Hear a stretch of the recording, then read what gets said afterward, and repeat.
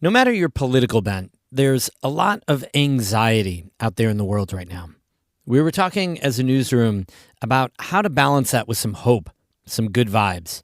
So we started thinking about and eventually asking you about the do-gooders in your community. Today, a volunteer in the southwestern Adirondacks who's getting the whole community hyped about gardening. That's today's story of the day. Support for Story of the Day comes from Long Run Wealth, an SEC-registered investment advisor in Lake Placid, providing comprehensive wealth management, retirement, and financial planning solutions. LongRunWealth.com. And the Devlin Inn and Suites, Lake Placid, welcoming families, athletes, and groups to the Olympic Village, offering Adirondack mountain views and dog-friendly accommodations. TheDevlinNY.com.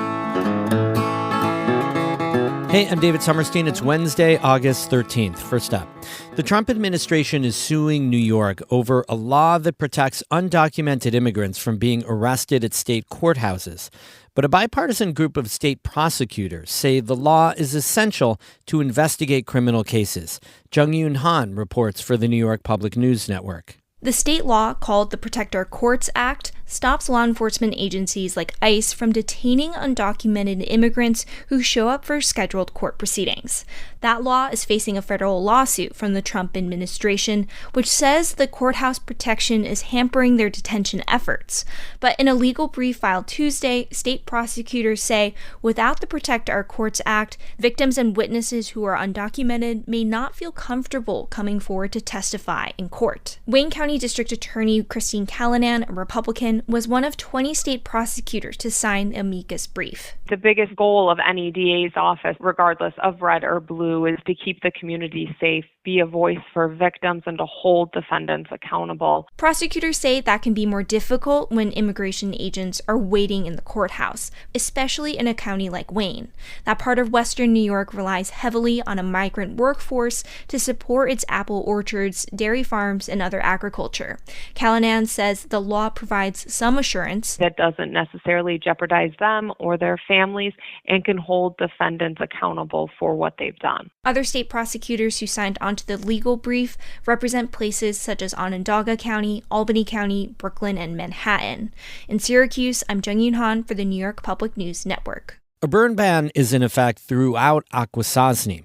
Despite today's rain, there are unusually dry weather conditions and high temperatures out there. And that means an elevated risk of wildfires in Akwesasne and the surrounding region. Akwesasne officials say people should refrain from starting brush fires, fires in a burn barrel, or bonfires that contain fine fuels like leaves, dead grass, or twigs. Officials say people can still make small campfires in contained fire pits. They ask that people be careful with ignition sources like lighters and that they properly dispose of cigarettes. The burn ban will be enforced, with violators subject to fines. St. Lawrence County, which borders Akwesasne, is also extending its burn ban through Sunday.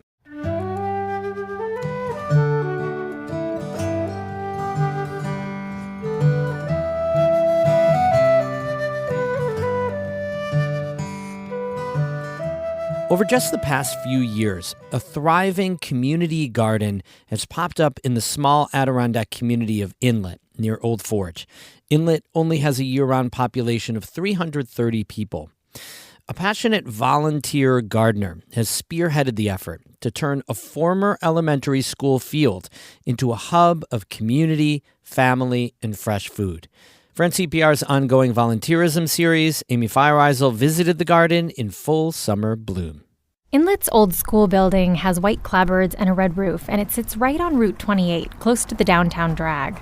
From the road, you can't see much, but if you walk behind the school, there it is, a big fenced-in garden area dotted with about 24 raised garden beds bursting with life. Look at some of these tomato plants. They're like trees. Yeah, they're 8 feet tall. It's insane.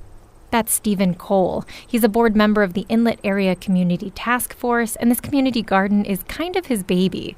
Cole says the south-facing sunny field is a rarity in these parts, where rocky soil and tall trees abound. Oh, and I see what you mean about the sun. Yeah. I mean, you must get sun for most of the day here. Yeah, 8 to 8, basically, every day. And it's one of the sunniest places that I've ever found in this area. Raised garden beds are set out in neat rows. There's a communal tool shed and a retractable hose for watering. All of the nice, rich dirt in the beds comes from the town transfer station, which has a compost pile. A local family business donated the wood chips. A couple other volunteers helped me put up all the snow fencing around here to keep the deer out. It's a community, it's a town project, really. But Cole is definitely the driving force here. He was inspired to start the garden after the K-6 school closed in 2019, and the community was thinking about how to use the building and grounds. Cole grew up in Missouri, where his family had a big garden. He says for most of his adult life, he's dreamt about gardening again. But he was living in places like Boston, Barcelona, and Chicago. When he and his partner Carrie moved here in 2016 and took over the local wine store, Cole was surprised to find that food gardens weren't really part of the local culture. If you can't tell, we're really good at growing rocks and trees in the Adirondacks, and there's not a lot of gardens around this area. So he started one. The community garden is in its third year, and it's been growing fast. Last year, there were 10 beds. This year, it's 24. Ironically, Cole is so busy with the garden as a whole, he's reluctant to show me his own bed. I have a plot down here, but it's an embarrassment. Come on, just show me your plot. I'll show you the plot, but mine's over here. Wow, that's a big basil plant. Basil's very happy in here. We also got my favorite tomatoes, green zebra tomatoes. If you never had them, they're quite delicious. You can eat them like an apple. A few rows over, 32-year-old Alicia Kress, who grew up here in Inlet, is harvesting vegetables with her 4-year-old son, Riker. And we picked these. Oh, wow, look at those big yellow squash. Riker takes my hand and wants to show me every vegetable in progress. See this? Yeah. It's green. Oh, yeah, it's a tiny, tiny little green tomato, but it'll get bigger, right?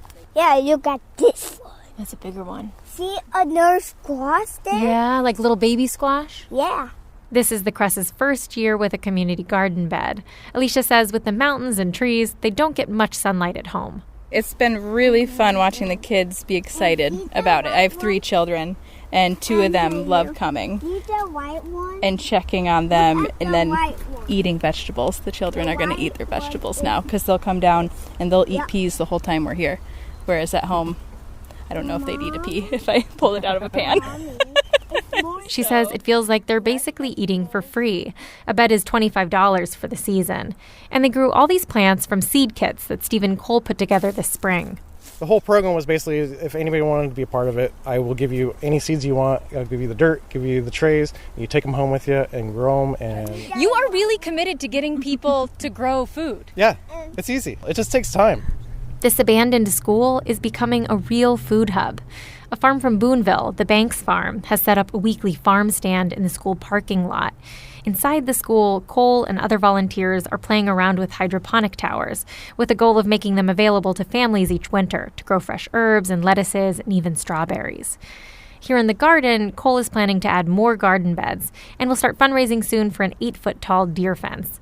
What Cole really loves is that the garden is starting to take on a life of its own.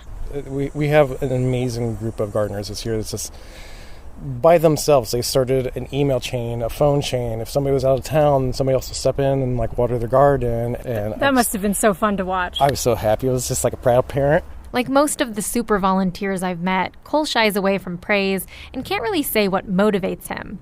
He will say that he loves gardens and he likes making other people happy. If it was something, I can put together and everything like that for everybody else to enjoy, as much as I was going to enjoy it, it was a no-brainer for me. Besides, he says, gardening is therapeutic, a way to slow down. And he plans on doing that. Next season, maybe. Amy Feiereisel, North Country Public Radio in Inlet. This story is part of NCPR's ongoing series about volunteerism, which is highlighting the work that volunteers are doing all over our region. Thanks to our listener who suggested the Inlet Community Garden and Stephen Cole for this series. If you have a person you think is worthy of a spotlight, text the word volunteer to 315-978-6277, and we'll look into it. We have more news all the time on our website, ncpr.org. Music today by Eddie Lawrence of Saranac Lake and Dan Berggren of Ballston Spa. I'm David Sommerstein, North Country Public Radio.